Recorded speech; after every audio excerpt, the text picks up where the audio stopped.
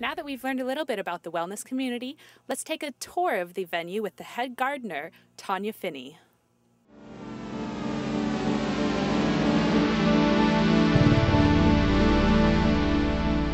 We are still here in the botanical gardens, but we're on the more arid side in front of our cactus garden. And we're talking here with Tanya Finney. Tanya, can you tell us a little bit about your position here in the park and what you do? I'm the lead gardener here at South Coast Botanic Garden, and I am able to do a lot with new garden designs, educating the public, and actually taking care of the gardens here.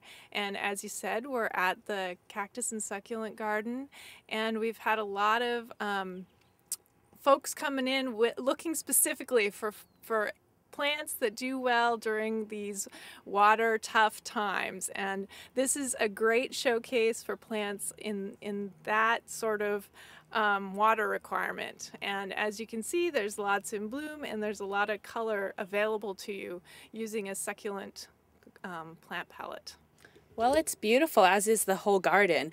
Will you also tell us a little bit about the history of the botanical gardens? Sure.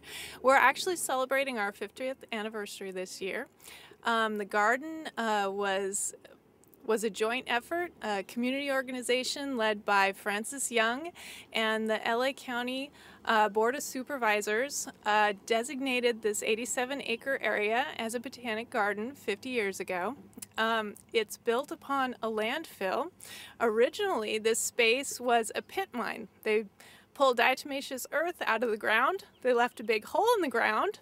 The county bought it up, used it as landfill, and once they capped the landfill, they put 5 feet or so of soil on top, and we started growing plants here.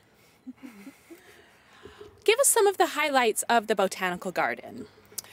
The garden has 87 acres. We have miles of trails, so it's really easy to spend a lot of time walking around, getting some great exercise, seeing birds. The birds that are coming through here, we have raptors and water birds. We have about a 2-acre lake or pond where we see a lot of ducks and egrets. We have several specialty flower gardens.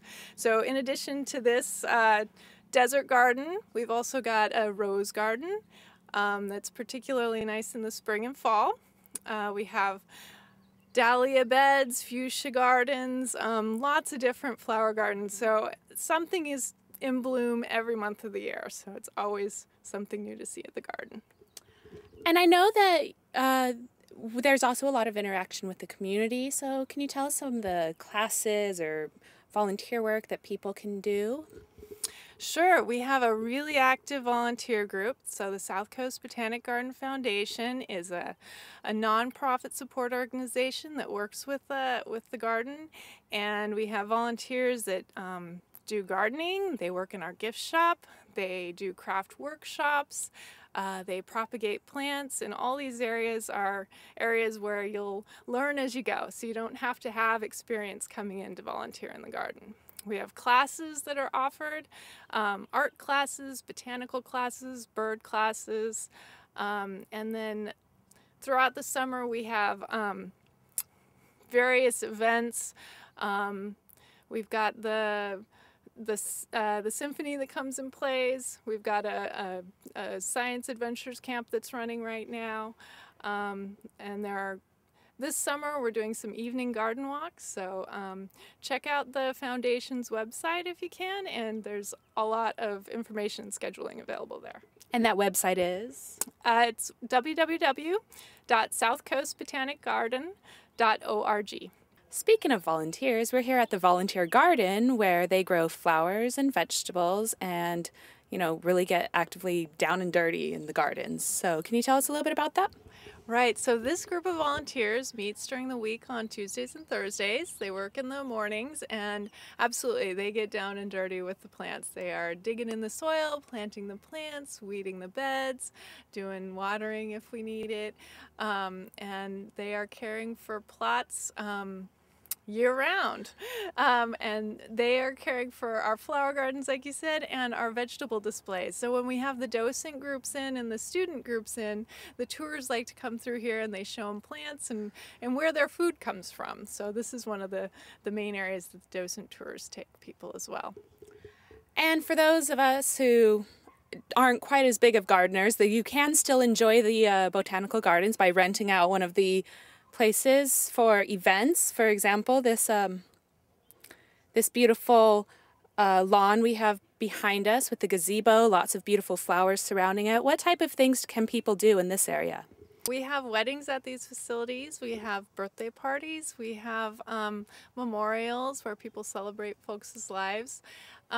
So basically, we have 2 or 3 spaces in the garden that are available for rental throughout the year, and people are able to make their special day a beautiful day in the garden.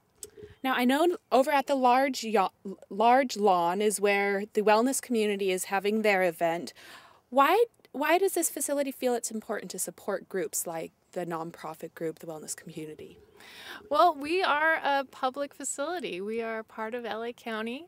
The South Coast Botanic Garden is part of the Department of Parks and Rec, and the South Coast Botanic Garden Foundation is a nonprofit too. And we are definitely a community garden, and we are very committed to our neighbors and our residents, and we're always excited to have more of those folks come into the garden, and we're happy to support our neighboring, organizations. For those people who may not know, can you tell us about where the South Coast Botanical Gardens are located? Right, so the South Coast Botanic Garden is located on Palos Verdes Peninsula. We're on Crenshaw Boulevard. We're just up the hill, about a mile south of PCH.